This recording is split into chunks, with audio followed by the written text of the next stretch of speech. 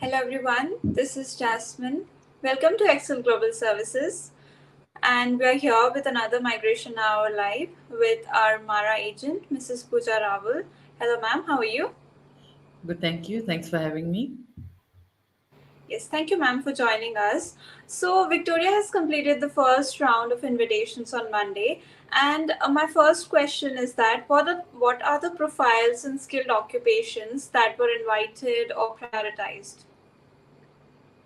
With the recent invite, that what we have seen is they are prioritizing mostly healthcare workers and also education sector, and definitely core engineers such as electrical, electronics, and civil, and also IT sector has also been prioritized.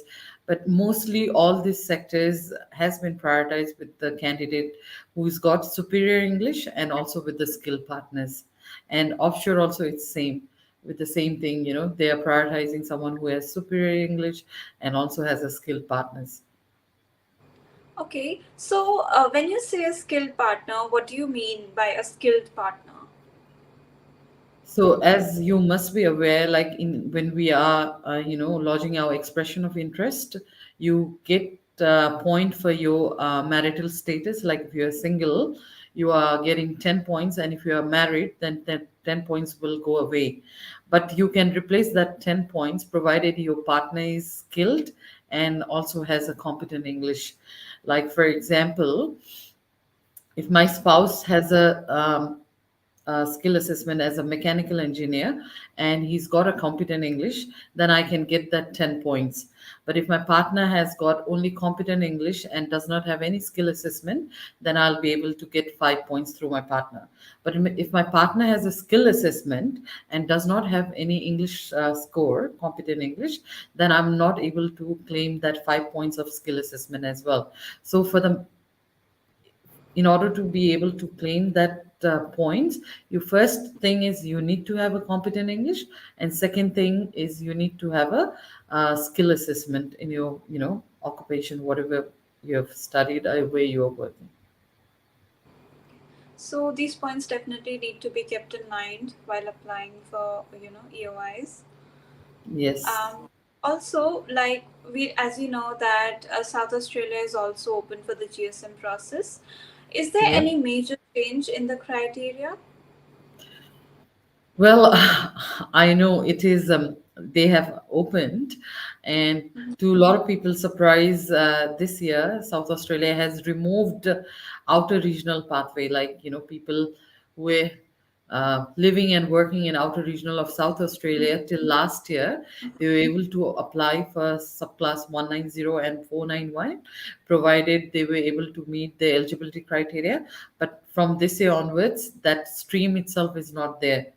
Yeah, that is the Okay. major change. And they are going to prioritize their own graduate. When you say their own graduate, someone who has lived and studied in South Australia for more than 54 weeks and 1 year, they are able to, they're going to prioritize them in order to, meet the shortage of their labor market currently in South Australia. They will definitely prioritize their own graduate. And also for someone who's already studied in different state overseas and has come over there and has been working, so someone who has been working for more than 6 months and 1 year, depending on which occupation they are from, they are going to prioritize those people as well. And they are also going to prioritize people who are working in the priority list of South Australia from offshore. They are going to prioritize with people working on those priority list. Okay. So every state has prioritized some of the other occupations, which are lacking, which they need more people in. And like when you said outer regional, what do you meant by that? Can you explain to our audience? Uh, so when I say outer regional, like for example, Adelaide is not outer regional, though Adelaide is considered to be regional, but Adelaide is not outer regional. There are certain postcode that South Australia used to publish in their website, which used to come under the outer regional. It's like very remote part of South Australia, as you know, probably just to give you a brief example, like, a border between NT and South Australia, like, those places are termed as a regional part of South Australia, like Fukeja and all those kind of places. But from this year onwards, there is no concept of regional South Australia, or like, outer regional South Australia. Like everything is same. So as long as you are working in a nominated field, a closely related nominated field, you have to be meeting all the criteria that they've published in the website. So yes, unfortunately, like last year, anyone who was working in outer regional, you know they did not need to work in the nominated field. They could have worked in any field and still meet the eligibility criteria to apply for 491 or 190, which unfortunately from this year onwards not the case. You have to be working in your nominated field, a closely related nominated field, and also need to meet the criteria that they have published, like, what are the minimum points that you need to have, how many months or years of experience that they want for you. So you need to meet all those criteria this time. Okay, And so there's definitely a lot of changes here for South yeah, Australia. I just want to highlight, like, for the offshore applicant, they have specifically said that, people who are working in trades and constructions, defense, health, education, and natural and physical sciences, and social and welfare sector, those people will be targeted, people who are applying for offshore. So yeah, these are the sector where you need more people in South Australia. So for offshore people, they have said that people who are working in one of these nominated sector will be definitely prioritized. Saying that they are not gonna not prioritize other occupation, they will obviously consider other occupation as well. But definitely, someone who is working in this target sector will definitely be prioritized. Yes, so it's good news for the people that are working in these, skilled occupations. So they can Mm. easily apply if they meet the eligibility criteria. Yep. So regarding South Australia, would you like to add anything else? Um, Rest, like, there's not much major changes compared to last year, apart from the outer regional sector, which has been taken away. Like, for example, if I have to talk about, like, you know, um, like accountant, then they have said that the accountant who needs to have minimum of, like, 65 points, and they might have to be working 6 months in the relevant occupation. So, stuff like that. There's nothing much changed. Yeah, but there are a lot of occupation. If you go through the South Australia occupation list, there's still a lot of occupation. So obviously, someone who's working in a farming sector, there's a lot and lot of avenues for them. Yes, definitely. And we also know that New South Wales is open as well. So, is there any target sector for that state? Um, Sorry, can you just sorry for that? Can you? I did not hear you there. Yeah. So, New South Wales is open as well. Yeah, Are they considering any target sector? for New South Wales. Yeah. Yes, so New South Wales is basically targeting, health sector, education sector, information and communication technology, and infrastructure and agriculture. If you see in a nutshell, Jasmine, most of the states' target sector is almost similar. Like, they are prioritizing health, they are prioritizing education, they are prioritizing agriculture, they are prioritizing infrastructure. So if you actually see, the targets, we can just collectively tell that target sector in Australia at the moment are these sectors. So yes, most of the states are prioritizing these sectors. So, irrespective of the state, the target sector remains same for majority of the occupations, and it's just regarding the different eligibilities for each state. And if you meet the Yes. criteria, it's very easy to score a Yeah. position. Yeah. Yeah. So Just wanted to clear one more thing. There might be people thinking, so if I'm not working in one of the target sector, that means my probability of getting invitation is very less. It's not like that as well. They will still consider other, profile with definitely higher points. If someone has got, like, for example, when I mean higher points, like superior English, one thing is for sure, everyone try to work on your English.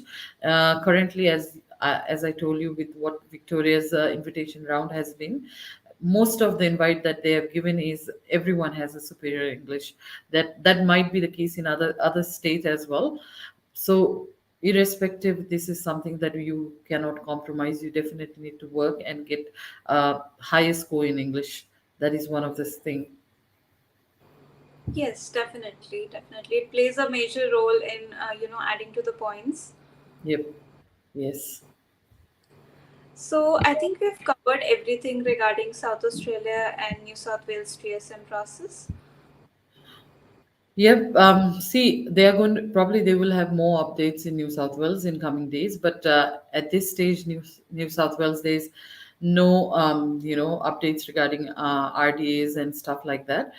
They have just said that they're gonna focus on their target sector, which they have published. So let's see how their invitation round will be. Depending on that, we will have more idea what they are like basically targeting. Yet. Yes, definitely. We're looking forward to more information from the department, and I think we will keep you updated in our next live. Thank you so much, ma'am, for joining us and giving us all the necessary information. Yeah, I think there are a lot of questions as well, Jasmine. Yeah. So there's a viewer asking that she has 80 points and she's already applied for 491 to Victoria. Can she apply Mhm. for South Australia for other invitation? See, if you are living in um, offshore, if you're living, if so, first we need to understand whether you are applying from onshore or offshore. If you're living offshore, it doesn't matter. You, as long as you are meeting the eligibility requirement, you can apply in all the state. Like, you don't have to restrict yourself. Like, if you've applied for Victoria, you can't apply for New South Wales. As long as you are meeting the nomination criteria, you can apply. Like, for example, for Queensland, they have said that they need to have the work experience. So if you don't have work experience, then you might want to consider Victoria, where they have not requested any work experience. And like, you can consider even New South Wales, because even New South Wales, they have said that they have not there is no requirement of any work experience. So depending where, how you're getting that 80 points, it depends on that. And definitely, if you have applied for New South Wales, you can also apply for Victoria, doesn't matter, or South Australia, if you're meeting the eligibility requirement of that state. Yes, I hope that answers your question. And we have another question, which is so an applicant is an accountant with 75 points and the proficiency in English is decent. What is the scope for PR in South Australia? See, we still haven't seen the invitation round of South Australia at the moment, so it will be very hard to say at this state.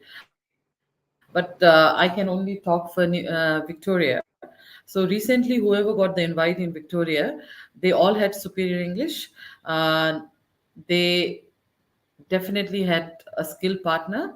So as I told you, if you have got proficient English, then I would recommend you to try for the superior English.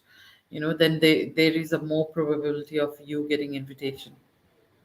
Yes. And also for South Australia, you need to have been working in a nominated field, a closely related nominated field, and which is published in the South Australia website as well.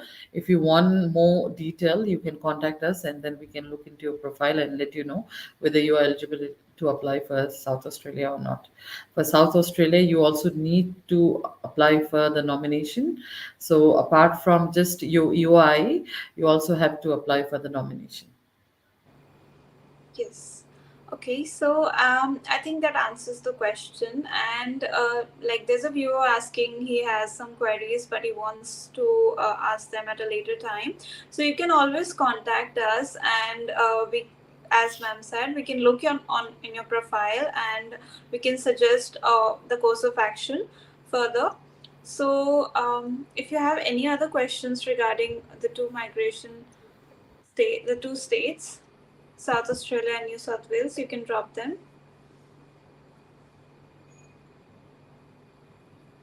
So So, there's a Ketan, question. there is a question from another viewer who said, "Can Yeah. you talk about films too?" So, uh, it depends what film is a vast subject. So in Yeah. that category, what is your role? What are you working as an editor? Are you working as a director? Are you working as a sponsor? So it totally depends what is your role. So if you want more one-to-one information on that, you can contact us, and looking into your profile, we will be able to guide you further down. Yes, definitely, ma'am. There's a question for retail management. So, the viewer has worked for 8 years in retail management in UAE, and they're well equipped with English, which means they have good proficiency. And so, what are the chances for applying for them? So, Ashish, to answer your question, um, it is better that you send us your resume. Once we see your resume, we'll be able to tell you exactly what skill, what occupation matches your profile. Because retail management is a vast, you don't know whether you're working there as a retail worker. Are you working as a manager? Are you working as a supervisor? So we need to know your profile in order to suggest you exactly what it will be best suited for your profile. So obviously get in touch with us. You can email us your resume, and we'll be able to give you more information what skill assessment you can go for. And yes, which you said that your English is fine, good. That is always a plus point. So as long as you get a skill assessment, then we will be able to tell you where all you can apply and what will be the best pathway for you to come in Australia. So there's another question from Mr. Reddy, and he says that he's asking for the scope of telecom engineering, as he has done BTech and he has also got a skill assessment done. So what are the PR options for him?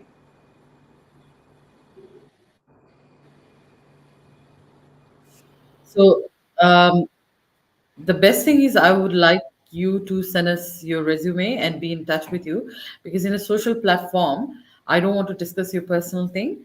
So give us a call, and I'll be more than happy to guide you through where all you will be having the best possibility option of permanent residency. Definitely, telecommunication engineer is something which is already in demand because it's one of the core engineering sector. So yes, just send us your resume, and we'll be in touch with you. So Yavning, we're looking forward to getting your resume and working on your profile. And Ashish says that he has already shared his resume with us. Ashish, let me have a look at your resume, and I'll get back to you. I'll be in touch with you.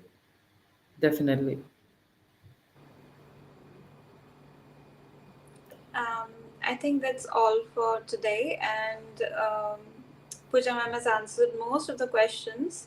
And for more information, you can always send us your documents and we can go through them. And Pooja ma'am can suggest the right course of action further. Would you like to add, ma'am, anything, ma'am? No, that's all good. Yeah. So let me just tell to our viewers one thing. Remember, the allocation is very less, and there's a lot of competitions. And if you are still taking it lightly, I would request you all to pull up your socks and enhance your score where you can. If you're not still sure what you can do to better your score, and how your profile is going to match which state better, just be in touch with us, and we'll be able to guide you. Thank you. Thank you so much, ma'am.